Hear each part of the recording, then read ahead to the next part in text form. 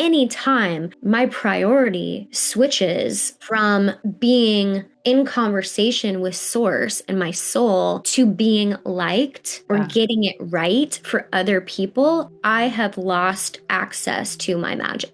And I call it the magic. I love it. I like the word magic because it's really describing the unknown in a good way. Like it's like Hmm. the sparkle of life. And we get to access that and we get to have that even when there's somebody in the room that you have a story that doesn't like you. That's right. Even when you're misunderstood. It's more of a choice in those Mhm. moments. It's a bigger choice in those moments. It's easier to feel access to our life force, our energy, our magic That's when right. everything's going well and it just feels amazing and it's this perfect moment. But how often truly are like perfect moments? Most moments aren't perfect. We have to find the perfection in imperfect moments. Yes. Yes. I'm safe even when I'm misunderstood. I'm safe Yes. when I'm not liked.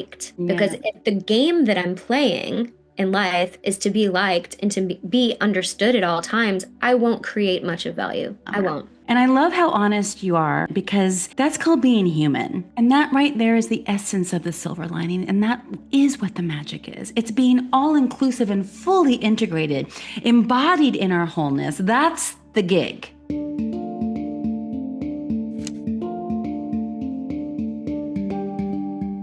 Well, hey there, and welcome back to Fire and Soul, the space to deepen into our divine alignment. And today, soul satisfying joy and further activate our inner awakening with Elizabeth Webb. I'm so happy to finally connect with you. Welcome to the show. It's my pleasure to be here. Can't And wait so to share. I know. I want to give Ann Mahler a shout out because she messaged me and she was on the show along with her mom, Dr. Christiane Northrup, saying, "You've got to meet Elizabeth Webb. She is Hmm. such a gem. She lives in Austin. You have to meet." And then, of course, you've written this magical new book, which we're going to talk about. But Hmm. yeah, first, I just want to start there with Austin and Yes, maybe what brings you to this moment being anything that you want to share about that's really alive and juicy for you. absolutely. So, what brings me to this moment? Blood, sweat, tears, joy, Mhm. brutal life moments, rock bottom moments, and I'm thrilled to share about whatever you want to talk about today. I'm also thrilled at the arrival of this book, not Mhm. because it's like, woo, time to promote the book, but because it was my rock bottom moments that made me bleed onto the pages the way that I did. Mm. And I was always told, actually, I was told, no, that's not true. I was told one time by someone that I really respect, if you're going to write a book, write an effing book. This is Mhm. pre AI and people pumping out books in a weekend. And I was like, I took that really seriously. Mhm. Mhm. So at this pivotal moment where I had just had my heart shattered, we've all been there, right? I thought I had met the one that was the answer to what was going to happen next in my life. And it was a true soul love. And when it didn't work out, this was not just another boyfriend for me. This was not, I'd had other loves, I'd had other relationships that were long. This to me was a very karmic, deep soul bond. And when it didn't work out, it really turned my thinking about life sideways for a period of time where Mm. I actually could not access the silver lining. Mm. And accessing the silver lining is my thing, right? So I was like, oh God, there is no upside to this. There Mhm. is no upside to this. This is just an epic failure. I feel sold out by God. Mhm. I feel that I waited for this kind of love. I said no to the convenient loves where I could have just checked the box and walked down the aisle. And here we are. I have just failed. Like I felt that I had failed. I felt that he had failed. I felt that God had screwed me over. All of it. I was so deeply, I won't even cheapen it by saying I was in victim mode because it was beyond that. I was just in this devastation and humility. And Ah. from that place, I started writing. And there was a feeling in me that was, okay, if if my life is not going to be traditional, which it may not be, like maybe I'm not here for these traditional things that I thought that I was going to do with this man, because I'm not going to just, find some good guy with a pulse and like walk down the aisle. I want this epic soul love. This is the first time I felt this way. It didn't work out. So what next for me? Let me birth something that would really provide value to the world, and let me marry that. Mm. As So it goes. I poured everything I had into this book, which is now a manual that I would hand to my daughter, to a past or future version of myself. Mhm. And that's what has me in this moment of arrival with birthing this book, launching this book, which I did a couple weeks ago. Mhm. And I'm just thrilled to share about it, and also talk about Austin, whatever else you want to talk about. Thank you for sharing that, like creating Mhm. this book from the deep depth. Yeah. Yeah, right. And so let's give it a title, Made from Magic. Yeah. A practical guide from survival mode to soul satisfying joy. I love the Yes. title. I love everything about what it represents energetically, even. And thank you for Hmm. sharing its birthing place. About how long ago was this crushing breakup and no access to the silver lining? That was 3 years ago. Okay. Yeah, that was Ah, 3 years ago.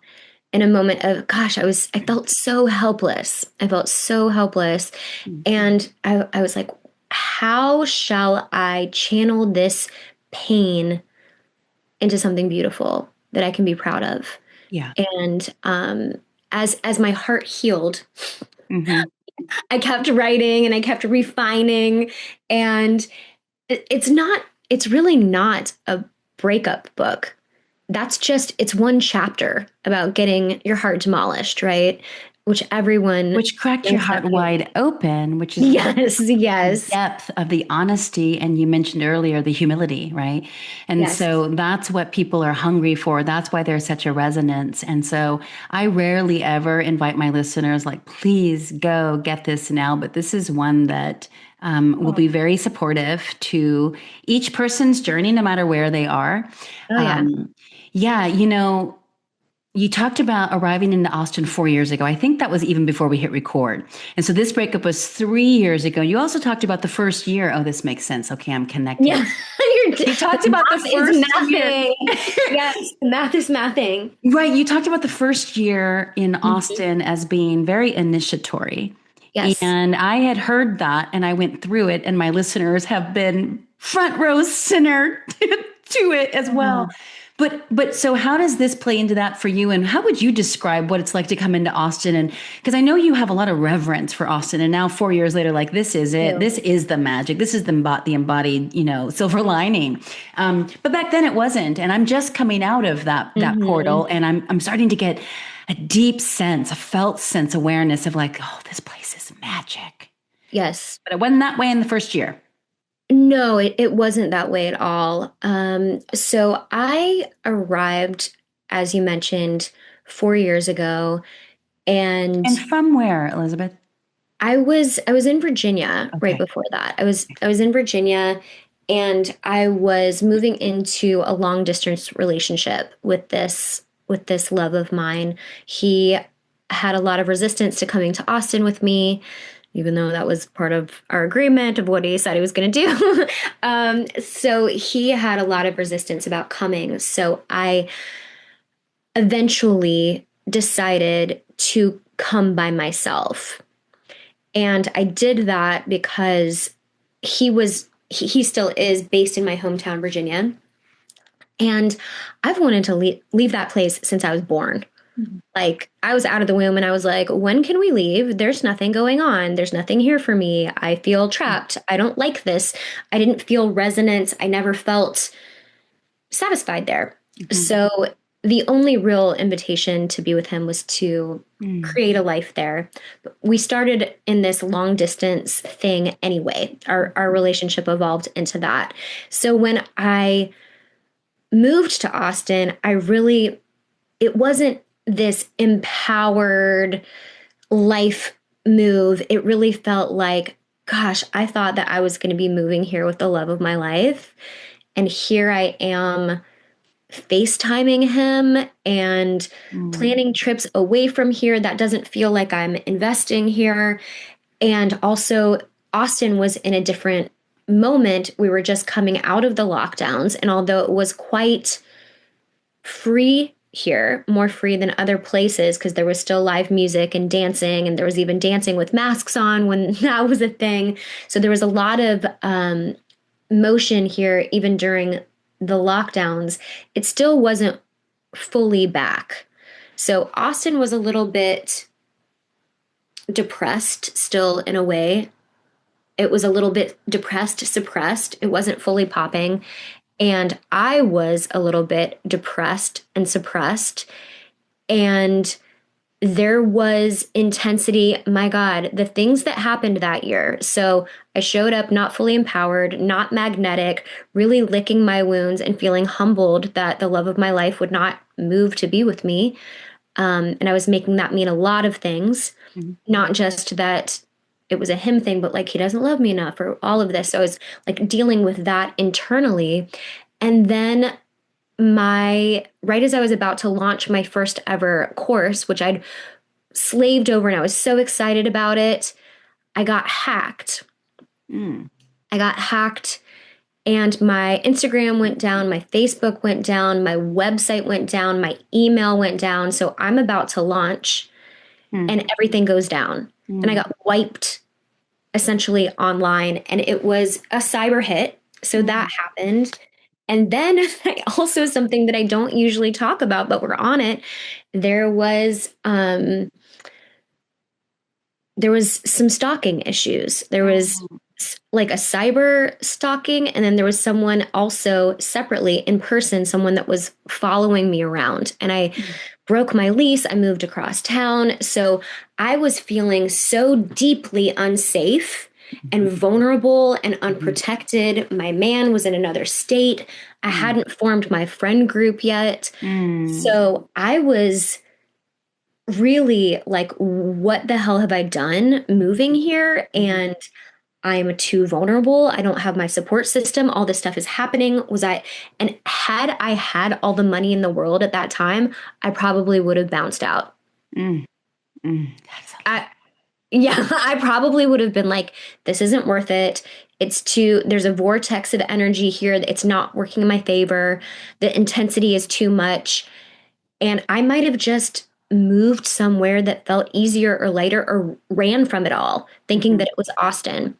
Mm. And what I learned, and it did lighten up quite a bit, I would say around the year mark, what I learned for myself is it feels like I was given karmic tests Mhm. around, do you mean it? You just Mm. here because everyone else is coming here? Mhm. Did you just have FOMO? Did you come here because these friends of yours, or is this your own soul choice? Mm. And there was enough for me to stay and really stick it out, including the music. I'm a dancer. There's a beautiful dancing scene here that really saved my life. Mm. So I would go dance it off all the time, Like have all this ecstatic dance energy. kind of thing? What's that? Like Oh ecstatic dance? no, two step. Two-step. What? I still Yeah, don't two dance step, girl. downtown. Oh We're in my gosh. Texas. Oh my gosh. Yeah, partner dancing, partner dancing. So, yeah, I just dove into the two step world and danced it out. And Austin has multiple options every single night of the week of places you can go dance. I Mm. love some ecstatic dance sometimes, but it's the partner dancing and just the beauty of that really saved my life. The music, the live music scene, these little venues where I could go anytime. I went by myself. Mhm. Mhm. I didn't have a lot of friends Mhm. yet. I went Mhm. by myself. Mhm. So eventually things lightened up.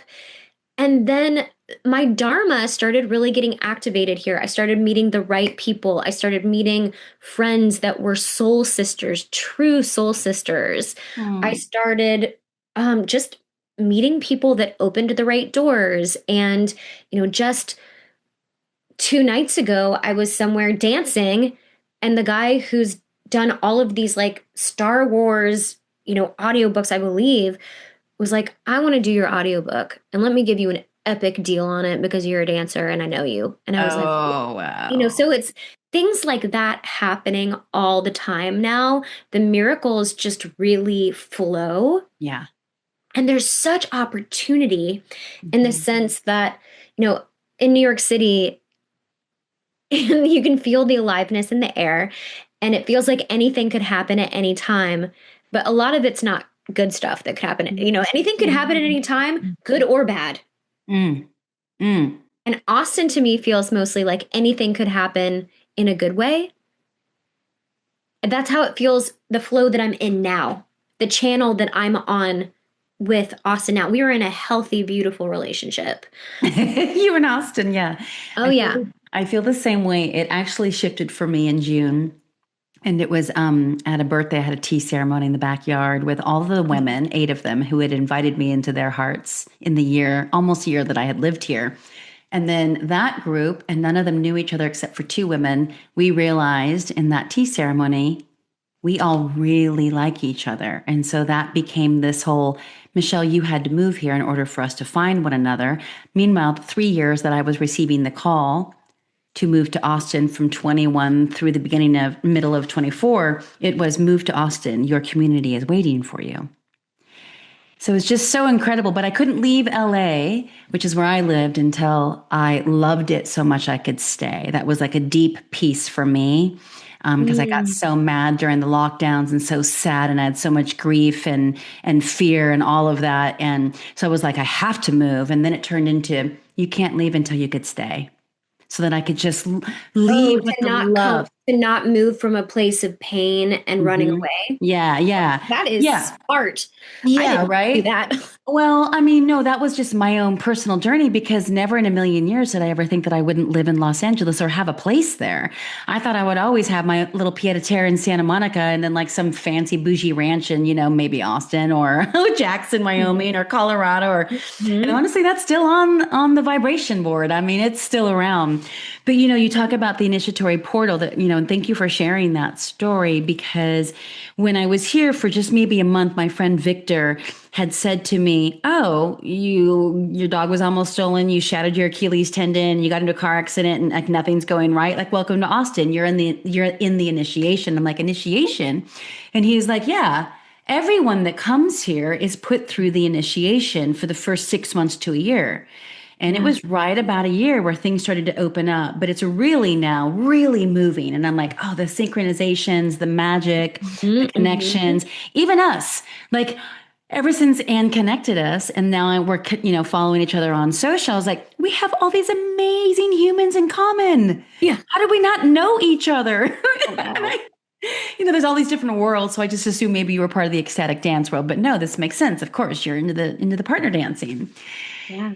Yeah, so we are moving through, and I feel so grateful to be able to follow in your footsteps of like what is to come. Because most people that I know, especially women, have said, "Oh, it just gets better and better and better." And there's a real surrender to these lands, and there's also a surrender to the embodied magic. So I want to go back to your book because Hmm. you are a revered uh, coach who's worked with high profile celebrities and leaders and all kinds of incredible people, even politicians, and not that that's important, but like still it's part of your legacy.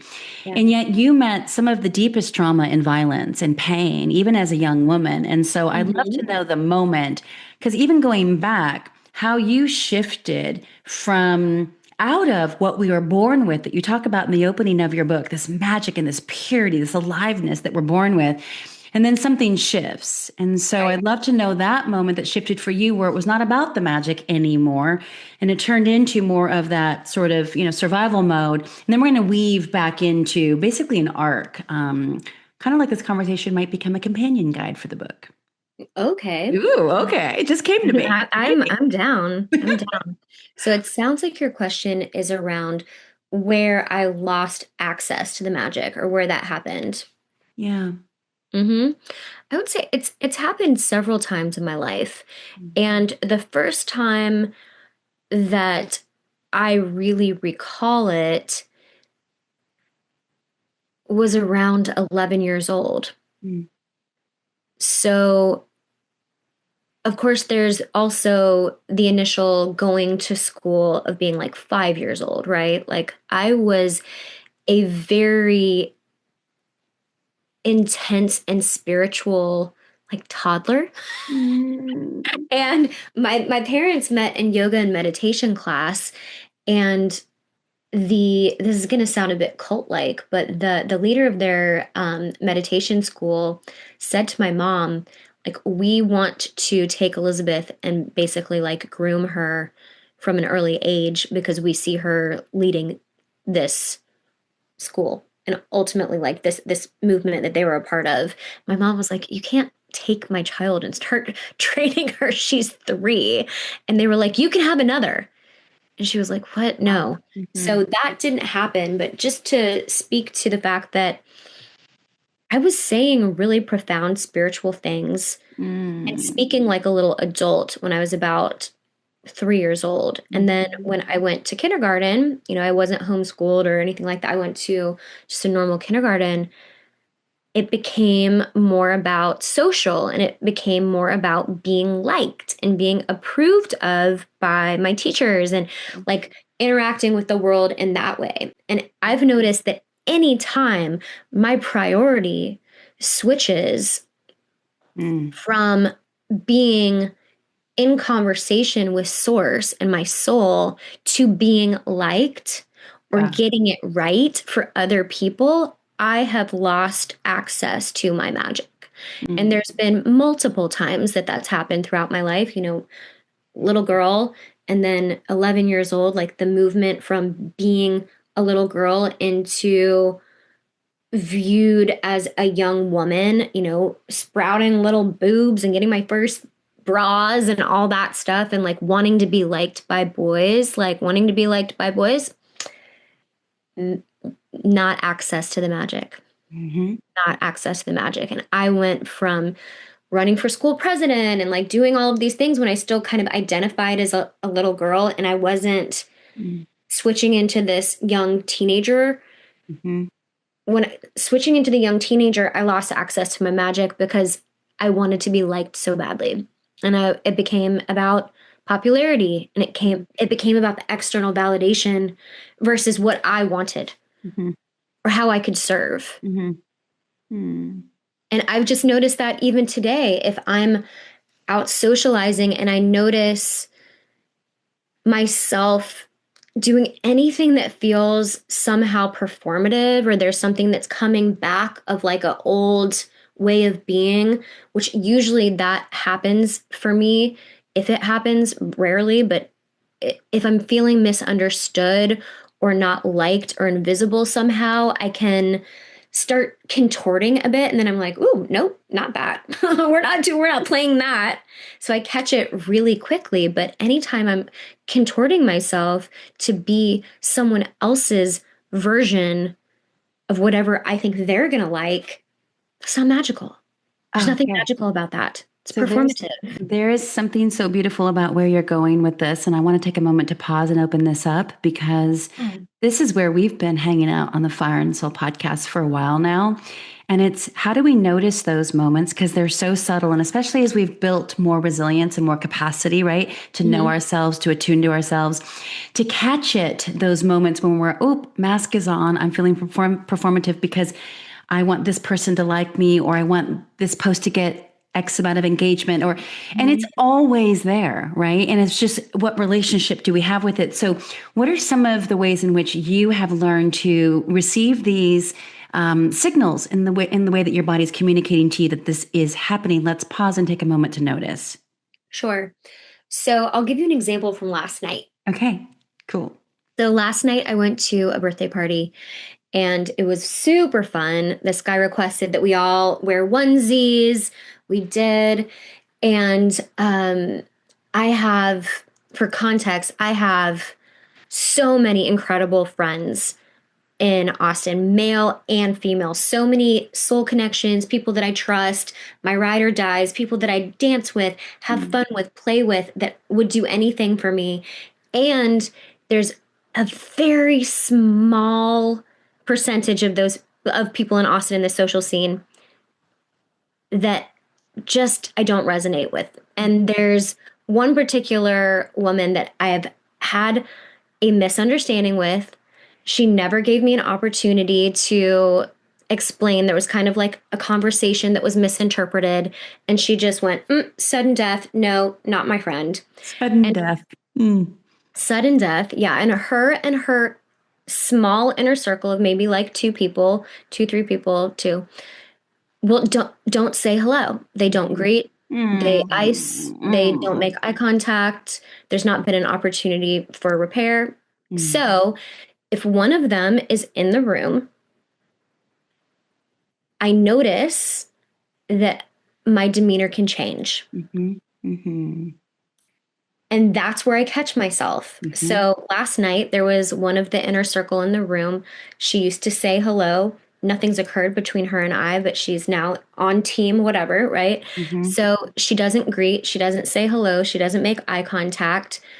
I'm expressed, we're dancing, we're having fun, I'm free. She enters the room. I noticed myself more withdrawn. Mhm. I Mhm. noticed myself feeling anxious about Mhm. being observed. Mhm. I noticed that I felt observed and not in relationship with her because she's not willing to make eye contact or chat, Mhm. right? So, or greet or whatever. So I just noticed a withdrawal of my energy and becoming more introverted because my story is that she's judging me or doesn't like me, judging me. And I noticed the withdrawal of my energy. I had a moment with myself and I said, "You're changing because Mhm. of who's in the room. You're Mhm. changing." And that's an agreement that I have with myself, Michelle, is I don't change my energy for other, I don't become a version of myself that's not the best me for anybody. Mhm. If I do, it's momentary and then I'll catch myself. So I'm like, I'm Mhm. withdrawing. This is changing me. No. And then so then for a moment I faked it until I made it. I was back, but I wasn't fully in it. And then I forgot she was there. Mhm. That moment where you catch yourself noticing your demeanor, your behavior, your lack of freedom, right? Your self-expression. What Hmm. does that look like for anyone who's just beginning to get acquainted with communicating with like their inner child, for example? There is an awareness. It's a great question. There's an awareness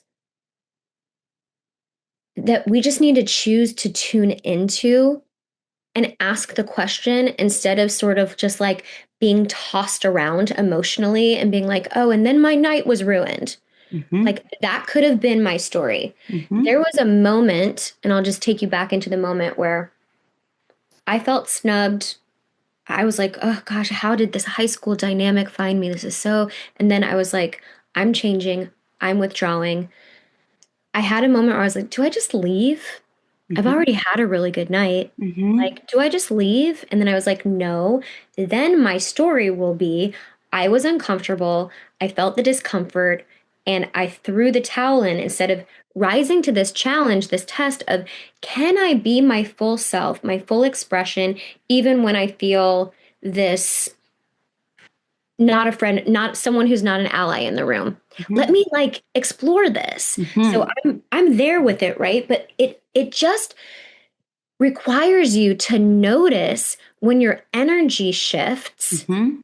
understand that there's been a catalyst or a trigger, and choose your response instead of being owned by the trigger, Yeah.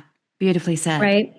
Yes. And I love the way that Easier you said than done. Easier. oh, and it's Yeah. a practice and it's a living practice. It's not going to be the same every time. In that moment, you had already built up, it sounds like, from what I'm hearing, enough equity in the evening, enough celebration, enough a full self expression that there was a part of your energy that was already all over the room, right? And so you didn't have to Yeah. take it all back, but then you see it, it's like, whoop.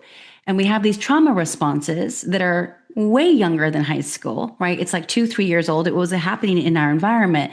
And these are the moments where recently what I've been doing is, and sometimes it's fast, like you said, like, oh, I notice it because I Mm-hmm. am tense. I'll notice it in my body, right? I've gotten tight. My shoulders are up. My jaw's locked. My Mm-hmm. heart feels closed. I might get a little anxious. My heart starts to race. I can get sweaty down my back or on my palms. So for me, my body is a very big communicator. And I know that you are a big, big ally of this too, this work, body-based wisdom and body keeps a score and all of that. Oh, yeah. What I like to do is just like, take a moment, a breath, connect to my little girl and be like, okay, right now you're actually safe. I'm with you. So if you'll allow me to just protect you and guard you, I'm going to actually continue in this space, but you're okay. So it's like I have to have a whole dialogue with her because she's scared and she wants to bolt. And she's like, I know how this plays out. This is unsafe. Abort, abort, right? I'm Right. like, wait, hold up. This is not that. And we get to be here, right? Yeah. And we can have fun here. And Yeah. and you are safe and I got you. I really do. And then I'm like, oh wow. I don't necessarily have to bring her with me, or sometimes I can. I kind of sometimes put her in a little corner, like, okay, and here's your guardian, right? And you're going to be taken care of, and we're going to go continue. And this may sound so silly, but I don't think it does to you. And I don't actually think it does to most listeners. But this is the newer work that I'm exploring. Where I'm like, yeah, just a moment with our divine inner child slash little girl. And I love how honest you are about that moment because that's called being human. Yeah. And that right there is the essence of the silver lining. And that is what the magic is. It's being all inclusive and fully integrated, embodied in our wholeness. That's the gig. Totally. And I call it the magic. I like the word magic because I love it. it's really describing the unknown in a good way, right? It's like Mhm. this sparkle of life, Yes. the sparkle of life. And we get to access that and we get to have that Mhm. even when there's somebody in the room that you have a story that doesn't like you, That's right. even when you're misunderstood. That's right. It's more of a choice in those Mhm. moments. It's a bigger choice in those moments. It's easier to feel access to our life force, our energy, our magic That's when right. everything's going well and it just feels, amazing and it's this perfect moment. But how often truly are like perfect moments? Mm-hmm. Most moments aren't perfect. We Mm-hmm. have to find the perfection in imperfect moments. Yes. Yes. And Yes. one of my mantras that I've really used as a people pleaser in recovery, right, is I'm safe even when I'm misunderstood. I'm safe Yes. when I'm not liked. Because Yeah. if the game that I'm playing in life is to be liked and to be understood at all times, I won't create much of value. Yeah. I won't. Yeah. It Well, will it you're will be vanilla. It will all be vanilla. It will be boring. It will be repeats of what has already been done. It will be nothing trailblazing, and I'm not here for that. yeah. And the thing about being the recovering people pleaser and those sort of diffuse boundaries, right? And some of that probably, which is a lot of what you describe of the soul relationship, which it was, and it was part Yeah. of your path, right? When you moved into Austin and he didn't come along and all of that has happened. Yeah, that makes sense. And I totally get it from the other side of the spectrum, which is I'm the recovering perfectionist. And so it's the same dynamic, right? And it's where can I control? Where's the hypervigilance? It's like, where can I sparkle even more? And that performative stuff can start to really shine. And so nowadays, I'm like so interested in catching that and being curious about that through compassion over shame. And I'm experiencing less and less and less of it to the point where I'm like, will I ever care about being like cute on Instagram again? But I've just Yes. come like, it's about presence, and presence is the magic. Like, Yeah. what is better than that? And yeah, so I'm loving what you are sharing here. It's so perfect. And I feel like it might be a really beautiful weave because one of the questions that I get from a lot of clients, a lot of community members, Mm-hmm. friends, we have this ongoing conversation around what is intuition. And I love Ooh. the way that you unpack that. And it really ties into fire and soul. And so I would love for you to expand on that. And then how should we be, or how could we begin to understand the distinctions through a practice that you'd like to offer? Oh, absolutely. So I love the topic of intuition. Mhm. I believe that everyone can access their intuition. Mhm. And a big part of understanding intuition is just even the awareness of the differentiation. And this is a whole other podcast, and we won't be able to answer this today. But it's the differentiation and the awareness that there's trauma that's stored in your body. Yep. And then there's intuition, which is God or your soul giving you a tap. Mm-hmm. And those two things can feel similar Mm-hmm. because um, trauma goes, I remember this. I remember this. Remember, we started to fall in love and remember that that was a dumpster fire and it ruined your life. Mm-hmm. Oh, we're having a good date. I don't know. I don't know about this. Abort. Feeling intense feelings that leads to trauma, right? So that's a trauma response. That's not an intuitive hit that this is the wrong guy. Mm-hmm. So just the awareness that these two things can look and feel similar is a really important distinction as It's a we go. huge distinction, and it's what one of the parts of your book that I love the most that really stood out to me because it was, yeah, we're having conversation around intuition over fear all the time, but Yeah. you were the first person that at least I'm aware of who linked it to what I'm studying deeply this year and what we're talking about so much here is trauma response. Right. And suppressed trauma and PTSD and learning to discern how that shows up in our body as sensations and texture and all of that. But making that correlation, it was brilliant. Yeah. Oh, Yeah, really brilliant. So you're right. We can't go into all of that of like, okay, no, like a deep dive it's into trauma informed care. mm-hmm. We've done a lot of that here, and maybe one day we'll have you back to have that conversation. But what would Yeah. be a practice that someone could begin to embark on to begin to make a distinction of is this intuition or is this a trauma response? I would say the pause Mm, mm, before you label it. It's the pause and asking, is this fear or is this a message from my higher mhm, self or mm, God?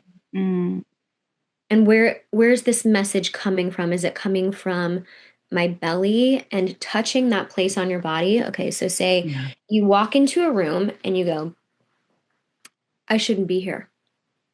Mm, First thing I would do would be leave the room.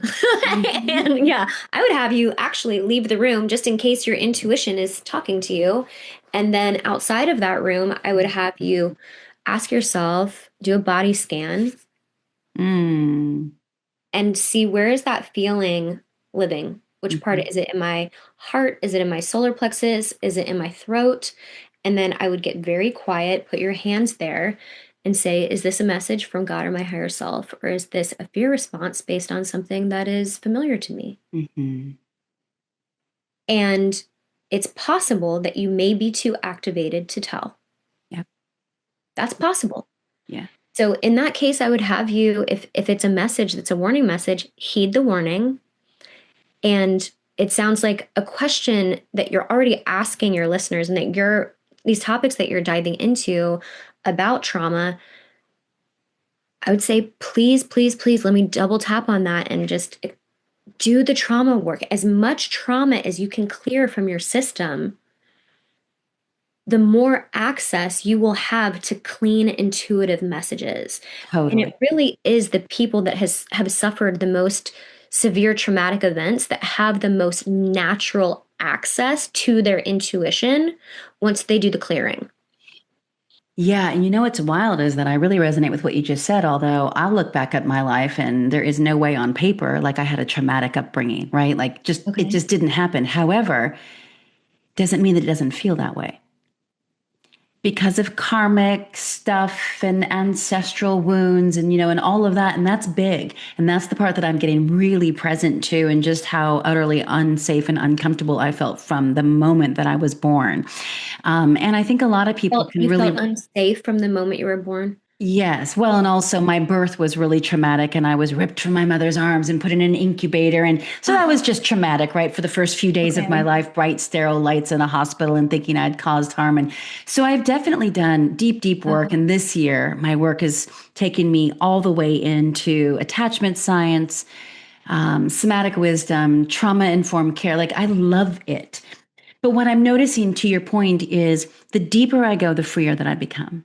yeah. Right. And then I'm able to access so much more of the capacity that has been bestowed to me. Right. Because if we think about our experiences, like the Hmm. cross section of the horizontal is like our family, our lineage, right? Our ancestors. Hmm. And then the going vertical is our soul lineage. Yeah. Right. And the evolution of that. And so then we're here at this heart, and we write these books to help people come back into their own coherence to begin to understand themselves. So I love this. It's not a small thing to talk about intuition versus a trauma response, which is fear, right? Yeah. Because so many people pleasers, perfectionists, they'll do the thing for the thing instead of doing the thing that feels right because it's right. And then that just opens up more and more and more. Is there Yeah. anything there that you would like to expand on? Oh, I just think, and this is such a beautiful topic. So I feel like we've done it in this moment, and I would point your listeners towards the intuition chapter of my book, but also equally, if not more importantly, it's the trauma work. It's the work that we don't feel like doing. It's never the right time to do that. And I've had clients be like, "Gosh, I don't want to deal with all this." And I'm like, "So here's the thing, if you don't want to deal with all this, Mm-hmm. you're dealing with all this." Mm-hmm. Like every day, all the time, versus you want to slowly suffer or you want to pull the splinter. And it's really gonna hurt for a minute and it's gonna be very uncomfortable.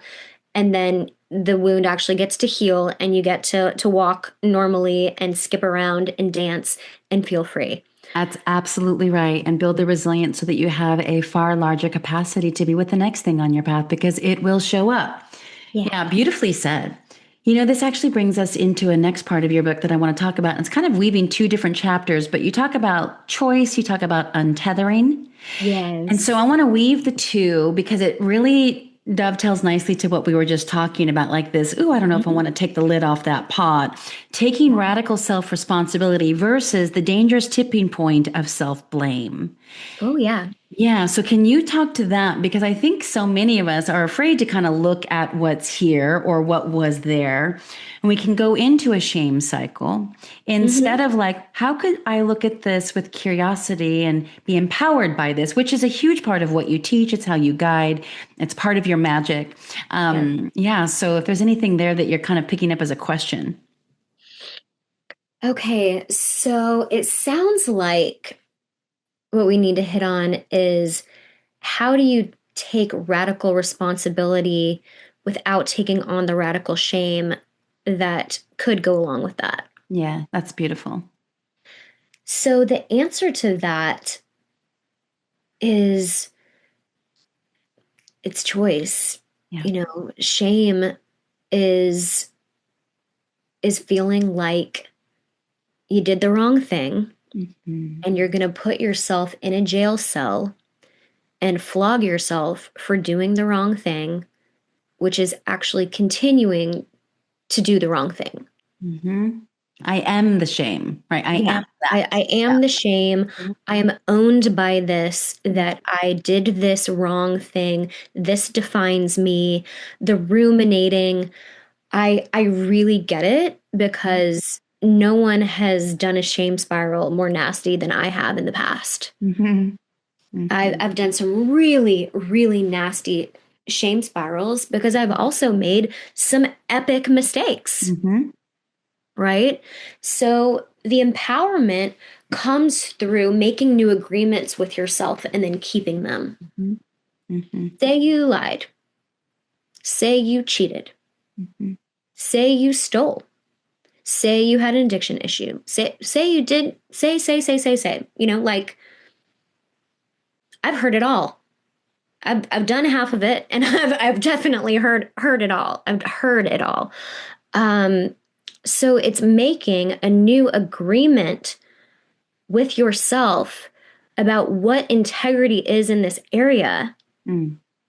restoring integrity with yourself, and then keeping those agreements so you get to trust yourself again and putting Mhm. your focus on that instead of putting your focus on what you did wrong in the past. I love that.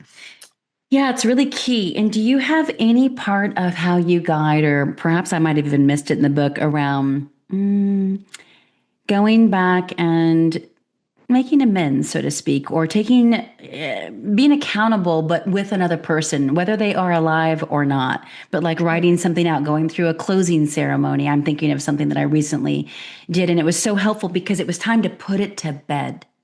Yeah. But I had to go through all of the different parts of that process that I knew, okay, we have been purified. Like I've Right. learned, I've grown, I've evolved, I have been humbled, I've been leveled, I have taken responsibility, I've offered the amends, Mhm.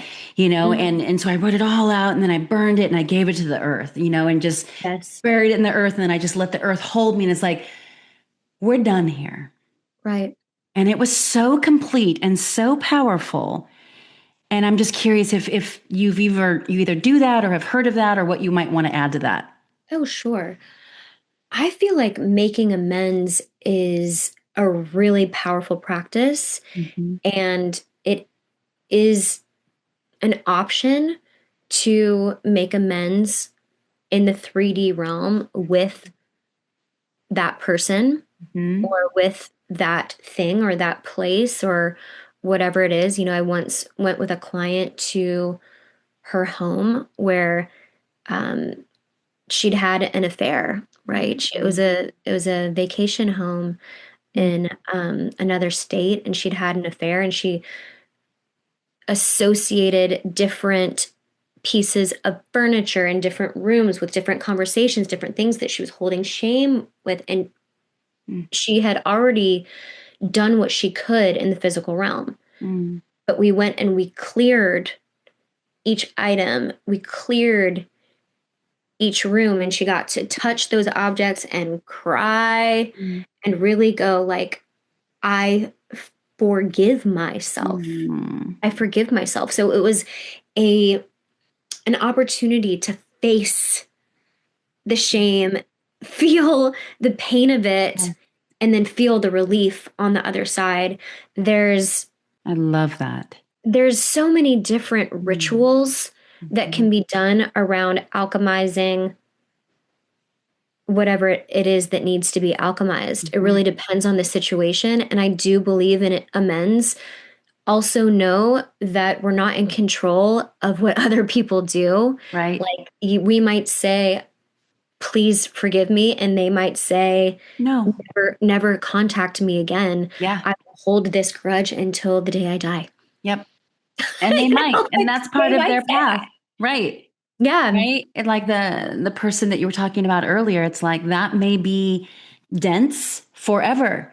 And then Mhm. you just get to continue to have your relationship with that potential interaction, as you continue to flow. Yeah. Yeah, such an important point. We're talking about, really, these are distinctions of survival mode. And Yeah. so many people don't feel like they are embodied in their magic, in their soul satisfying joy. So, you in your Most book, people don't feel that way. most people have never touched it. They don't even know how to look for it. Actually, that's a great. Let's move there for a moment, because I know we're coming close to wrapping this. But I would love to. It's somewhere in there of where I wanted to go anyway, because in the very last line of your book, you say it's never too late, and your miracle is right on time. That's right. And there are so many women that have, like, I've never touched my miracle. I don't know what you mean. I don't even know what brings me joy. I don't know how to answer those questions, only because out of safety and brilliant protective patterns, they've had to be closed, right? They've had to protect.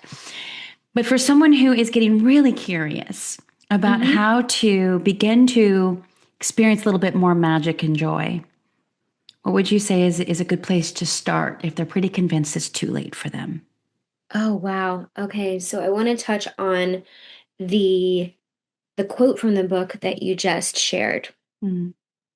So that's a quote from my grandmother, Mm. Marjorie May Newsom, and the code, I call it the Marjorie code, is it is never too late and my miracle is right on time. Mm.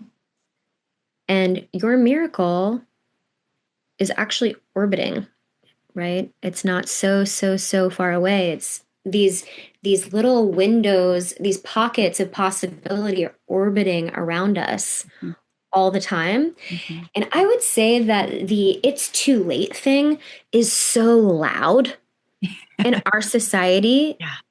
It makes me so fiery and Mhm. pissed. Mhm. It is so loud and it is so deeply suppressive. Mhm. And it's so deeply suppressive, particularly to women. Mhm. Say less so to men because aging and getting older is less judged for men, Mhm. right? But we, women, are told from a very early age in a number of different ways that like your window of time is short. Your window of time is really like when you're young and attractive. Mhm. After that, you're going to need to like move into a different phase and like then give the energy more to like the muses of the work. 'Cause the miracles are really like for them. Mhm. No. What who said this? Who Mm. said this? A woman didn't create that. Mhm. A woman didn't create that. A wise, magical woman certainly didn't create that. Mm. So, this is a suppressive societal lie that is very loud. And to dismantle it from our consciousness is a big task. To go, that's not mine. And it doesn't go fast. No, It's that's not slow. mine. I Mhm. don't subscribe to this. I Mm. opt out. I unsubscribe from this. I'm Mhm. choosing a different channel where Mhm. that doesn't exist. And when Mhm. someone brings that into my field, I don't angrily, but I, in my own sovereign way go, no, thank you. Mhm. No, thanks. Mhm. No, we're not doing that. Mhm. And notice like all the ways it'll come to you. Oh, really? You still want to do that? Oh, you're moving to Austin at this age? Oh, wow. You think you're going to start over? Oh, you're breaking up with him, but you're 38. Mhm. Just better grab one while you can. Whatever this like insidious, like it's too late, not enough time, not enough time. Deeply suppressive. So we understand what the problem is. What is the solution? Mhm. The solution comes initially with the awareness, right? Mhm. That like, oh, these messages aren't necessarily mine. What does my soul really feel? Mhm. What is, my soul doesn't feel scarcity of time. No, it doesn't. So it's starting to build a relationship with this part of you that is infinite, that's not buying into the lies. Mhm. And there are practices in my intuition chapter and also in my chapter, the last chapter of the book, which is about magic, Mhm. about creating a relationship with your soul and allowing enough quiet and space to start nurturing that relationship and then your relationship with source and then your relationship with miracles. And miracles just it's a possibility that's a happy possibility that could click into reality at any time. It's really Mhm. that simple. It's not like the $1 million lottery win. It's like, oh, it was supposed to rain today and but it didn't rain. Mhm. Well, Oh, it's But 80% chance of rain, but it didn't rain and I wanted to go do that thing. That's a little miracle. mhm. The more you collect these little miracles and see the little miracles that are around you all the time, this creates the vacuum for the larger miracles because you're in alignment with miracles. Yeah, I'm so here for that. The word that I use for my intention of 2025 is miracles. Yes. And I've found that whatever I choose my word to be represents my life. And so while this year has also been very deeply cathartic and revealing and humbling and healing and all the things, it's been a miracle. Yeah. It is an absolute miracle. And finding the magic in the mundane is my favorite thing, going on like a magic treasure trove, journey. It's so fun. And my final question for you, because this has been such a beautiful journey, I am curious to Mm. know selfishly, what's your next golden chapter and what magic are you stepping into that you couldn't have accessed 5 years ago or 4 years ago when you moved to Austin? Yes, I love that question. Thank you so much for asking. So, there are several things that I feel orbiting. Mm-hmm. So, here's a little Elizabeth, and there's some things orbiting. Mm-hmm. And one of the really beautiful things about birthing this book and having it not be an idea and not a project that's still in motion, but actually have it be out Mm-hmm. in the world and Mm-hmm. accessible is it's created a softness in my system Mm-hmm. and a like an exhale that I'm Mm-hmm. like, Yeah.